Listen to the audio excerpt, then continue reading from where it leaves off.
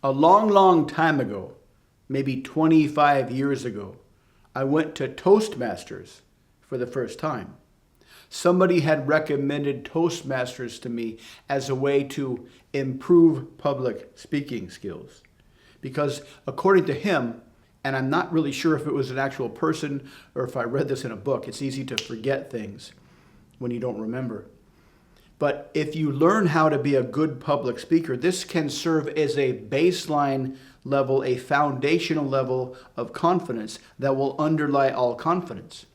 And so if you can feel comfortable in front of a group of people, if you can feel normal and familiar in front of a group of people, this will serve as a baseline level of confidence whenever you're talking to people in social situations. So I went to Toastmasters and I started giving speeches, and like every other beginning member of Toastmasters, I was kind of nervous when I went there, and my speeches were kind of clunky and kind of stuttered, and I had to stop and check my notes, and I had trouble looking up from the notes. But there was this guy there.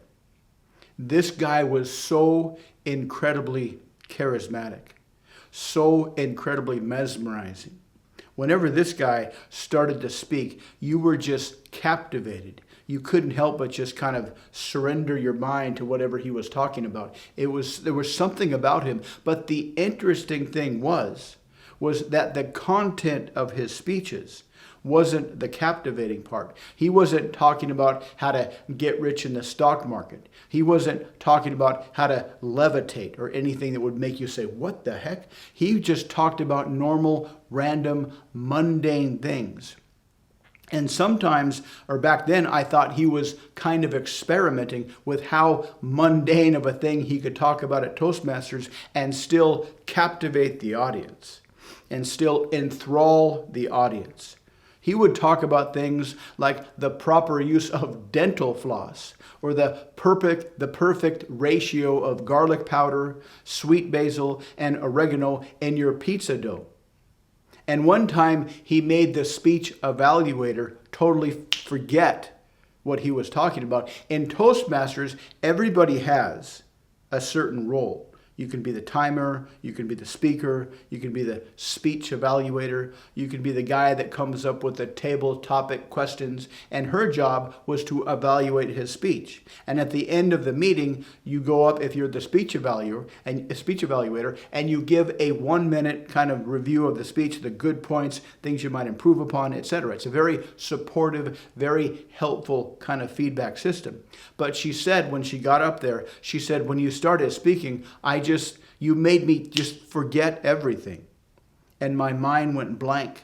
I was so captivated by these words. I couldn't help but pay attention to these words that I didn't remember what I was supposed to do. And she gave a pretty good impromptu speech evaluation. But after one of the meetings, I had to ask the guy, how did you become like this? Because some guys are naturals, and they're just naturally confident public speakers. They've been class clowns their entire lives. But some people learn this as a skill. And he told me, he looked at me and said, look, I used to be a scientist. I got a PhD in some kind of neurology. I don't remember what he said. But I had a job in this lab.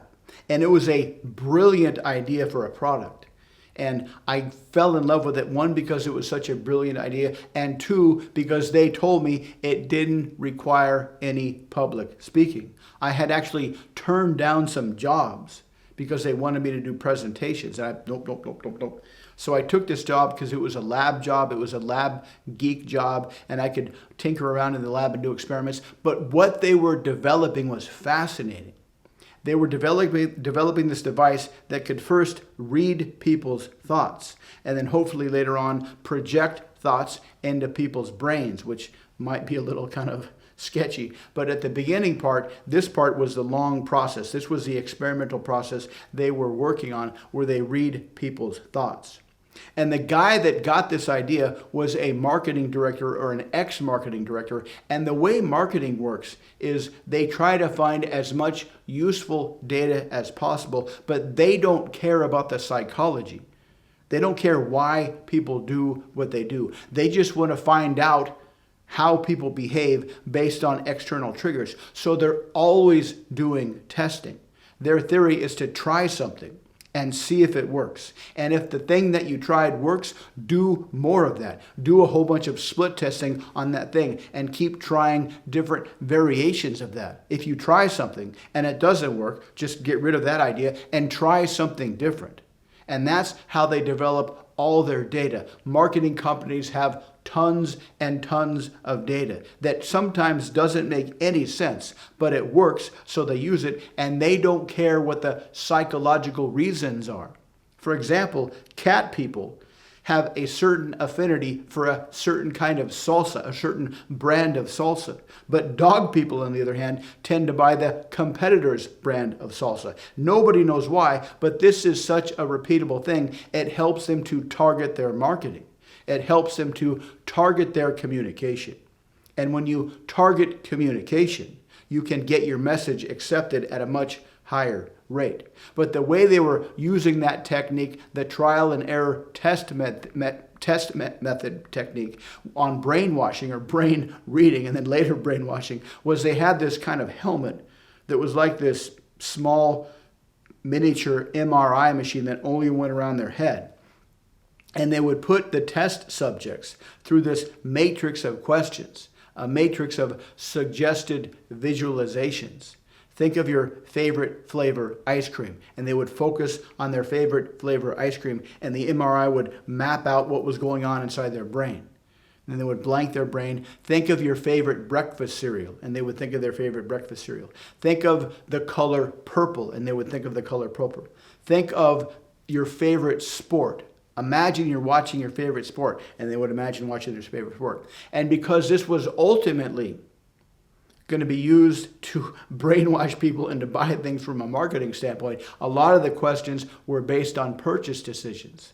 Like, how do you feel when you buy something?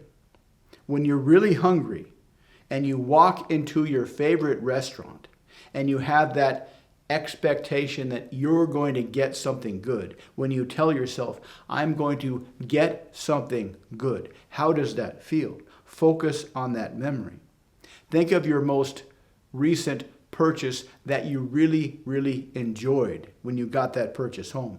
Imagine what it's like to buy something that you really, really like. Imagine what it's like to get something that you really, really like. And they would go through this matrix of questions, like 300 questions, and map them all to whatever their brain did when they thought about the answers to the questions. The goal was then to do this in reverse, to get them to pick a random topic from this list of 300 things, think about it, and then look at the brainwave patterns and try to guess what they were thinking about. And when they started doing this, they were getting a 30% success rate, which is huge, because just random chance, they would only get 1 out of 300, which is like 0.3%. But they were getting 30%, 100 times greater than what you would expect from pure random guesswork.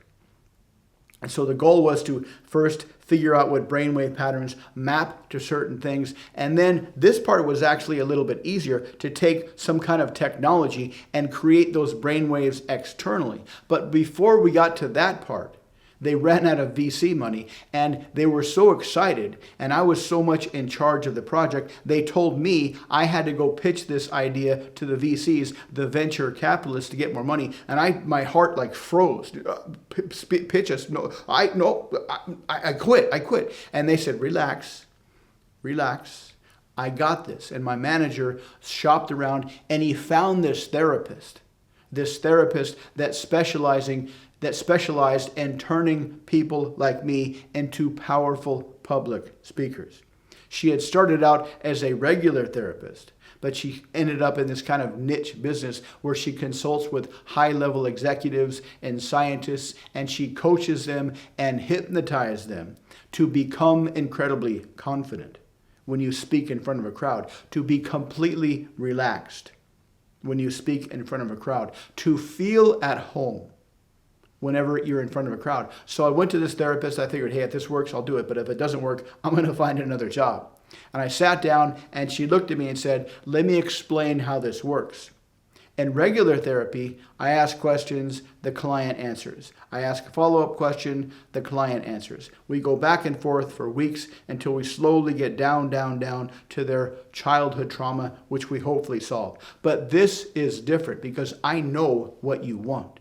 You want to become confident when you speak in front of a crowd. You want to feel incredibly extroverted when you speak in front of a crowd. You want to express your true self when you speak in front of a crowd. And I know what you want, and because I know what you want, you don't have to do anything but just listen to me talk.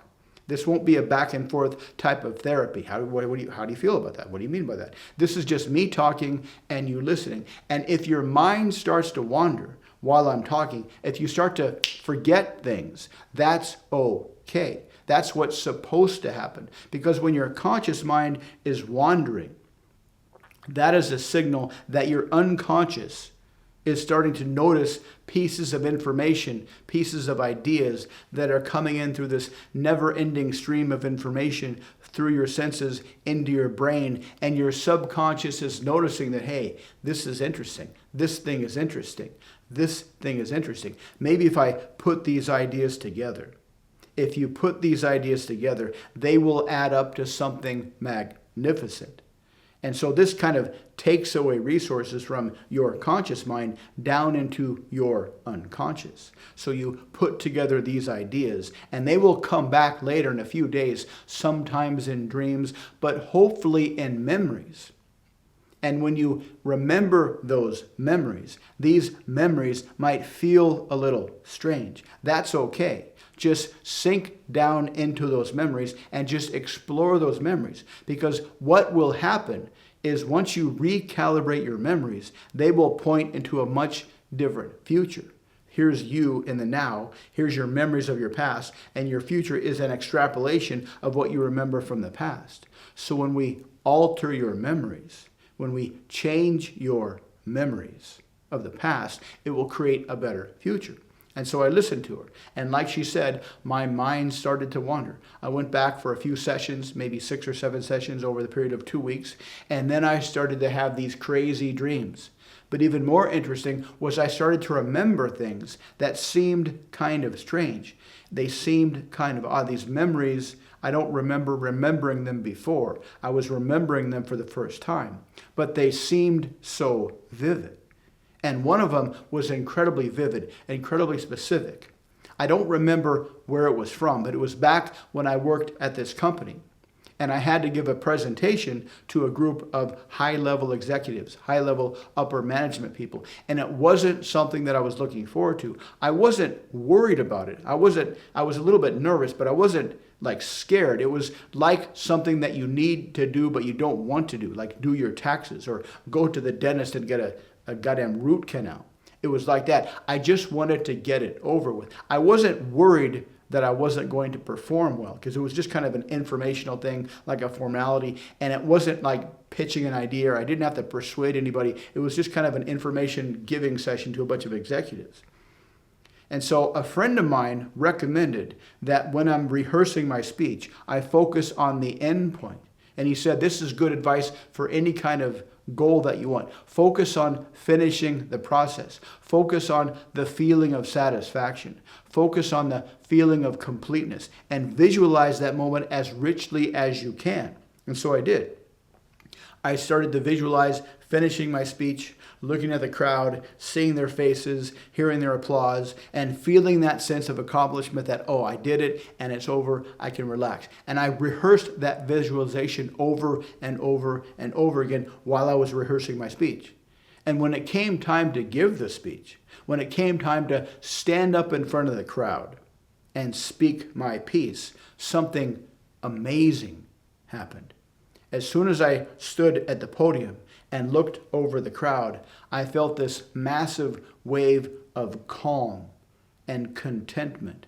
Zero jitteriness, zero anxiety, zero nervousness. It was as if I was at home. I was supposed to do this. And that's when I heard this voice in my head. At first, I thought it was my voice, but it wasn't. And it was a clear voice. It wasn't just this vague idea that I have an idea and I'm kind of metaphorizing this so it's a voice, but it was an actual voice. And the voice said, this is what you are supposed to do. You are meant to be a public speaker. Your purpose in life is to share your ideas with as many people as possible. Your purpose in life is to share yourself with as many people as possible. Your purpose in life is to express your truth, to open up your massive creativity, to share your creative ideas. Because in your head is ideas that are absolutely brilliant, and you're not doing anybody any good by keeping your ideas to yourself. You can significantly help people in the world. But in order to do that, you have to accept your purpose. And your purpose is to become a public speaker. Your purpose is to persuade audiences. Your purpose is to move the minds of millions with your story. And so I started speaking. I started talking. I didn't need to refer to my notes once. I started walking around the room. And I started going off on these tangents. And it was this kind of this emergent energy, this interactive, emergent collective consciousness. I was speaking, they were watching, and I started going off on these tangents, and I was just thinking of ideas, and these ideas were coming out as I was speaking.